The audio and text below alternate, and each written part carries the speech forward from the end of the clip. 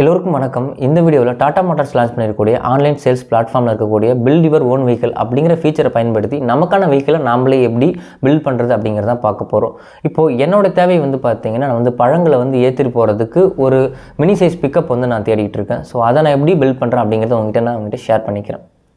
முதல் ஸ்டெப்பில் பார்த்தீங்கன்னா, welcome to the Tata commercial vehicle கன்ஃபிகரேட்டர்னு வருது. அதில் எல்லா ஆப்ஷன் பார்த்தீங்கன்னா தெளிவாக கொடுத்துட்றாங்க. ஸோ இதில் நமக்கு என்ன தேவை அப்படின்னா, எஸ்சிவி கார்கோ அண்ட் பிக்கப்ஸ் தான் நமக்கு தேவை. ஸோ நான் பார்த்தீங்கன்னா அதை செலக்ட் பண்ணிக்கிறேன். ஸோ அதை செலக்ட் பண்ணதுக்கப்புறம் கெட் ஸ்டார்டட் அப்படின்னு கேட்குது. ஸோ நான் கெட் ஸ்டார்டட் கொடுத்த உடனே எனக்கு பார்த்தீங்கன்னா 7 ஸ்டெப்ஸ் பார்த்தீங்கன்னா காட்டுது. ஃபஸ்ட் ஸ்டெப் என்னவா இருக்குது அப்படின்னா, ஸோ இதில் பார்த்தீங்கன்னா ஃபஸ்ட் ஸ்டெப்பில் பார்த்தீங்கன்னா நிறைய ஆப்ஷன்ஸ் கொடுத்துருக்காங்க. ஃபிஷ், பவுல்ட்ரி இந்த மாதிரி நிறைய கொடுத்துருக்காங்க. ஸோ நம்ம என்ன பண்ண போகிறோம் அப்படின்னா, ஃப்ரூட்ஸ் அண்ட் வெஜிடபிள்ஸ் அப்படிங்கிறத செலக்ட் பண்ண போகிறோம். ஏன்னா நான் முன்னாடியே சொல்லிட்டேன், நம்ம பார்த்தீங்கன்னா ஃப்ரூட்ஸ் எடுத்துகிட்டு போகிறதுக்கான ஒரு வெஹிக்கிளை தான் நம்ம தேடிட்டு இருக்கோம் அப்படின்னு சொல்லிட்டு.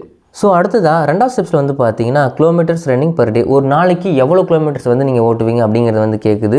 ஸோ நான் பார்த்தீங்கன்னா அப்ராக்சிமேட்டாக 76 to 125 கிலோமீட்டர்ஸ் பர் டே பார்த்தீங்கன்னா கொடுத்துருக்கேன்.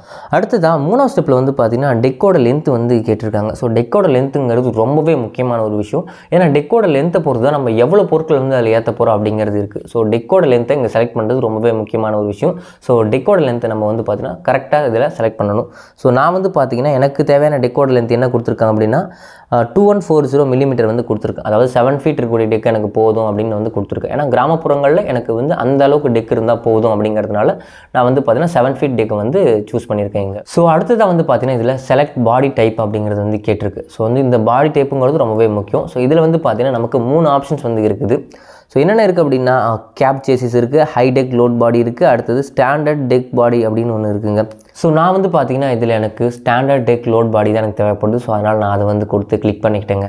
இந்த ஃபஸ்ட்டு 4 ஸ்டெப்ஸில் நான் கொடுத்த இன்ஃபர்மேஷன் வச்சு பார்த்தீங்கன்னா எனக்கு 5வது ஸ்டெப்பில் 4 வெஹிக்கிள் பார்த்தீங்கன்னா காட்டியிருக்கு. அந்த 4 வெஹிக்கிளோடைய ஸ்பெசிஃபிகேஷன் கம்பேரிசன் பண்ணி கீழே கொடுத்துருக்காங்க. ஸோ இதில் பார்த்தீங்கன்னா என்ஜினோட ஹெச்பி எவ்வளோ, என்ஜினோட சிசி எவ்வளோ, இந்த வண்டியோட பேலோடு எவ்வளோ, அது மட்டும் இல்லை இதோட ப்ரைஸ் எவ்வளோ அப்படிங்கிற எல்லா தகவலும் பார்த்தீங்கன்னா டிஃபரன்ஷியேட் பண்ணி கொடுத்துருக்காங்க. இதனால் பார்த்தீங்கன்னா எனக்கான கமர்ஷியல் வெஹிக்கிளை நான் செலக்ட் பண்ணுறது ரொம்பவே எளிமையாக இருக்குதுங்க இதில். ஸோ நான் பார்த்தீங்கன்னா இந்த 4ல் ace gold diesel CLP select பண்ணியிருந்தேன். ஸோ இது செலக்ட் பண்ணதுக்கப்புறமா 6வது ஸ்டெப்பில் பார்த்தீங்கன்னா ஏஎம்சி இதில் உங்களுக்கு இருக்குது அப்படின்னு சொல்லியிருந்தேன். அதாவது ஆனுவல் மெயின்டெனன்ஸ் கான்ட்ராக்ட் இருக்குன்னு சொல்லிருந்துச்சு. ஸோ அது வேணுன்னா நீங்கள் அதுக்குள்ளேயும் போய்ட்டு கொடுத்துக்கலாம். உங்களுக்கு சில்வரா இல்லை பிளாட்டினம் சூஸ் பண்ணிக்கலாம், இல்லைனா ஸ்கிப் கொடுத்துக்கலாம்.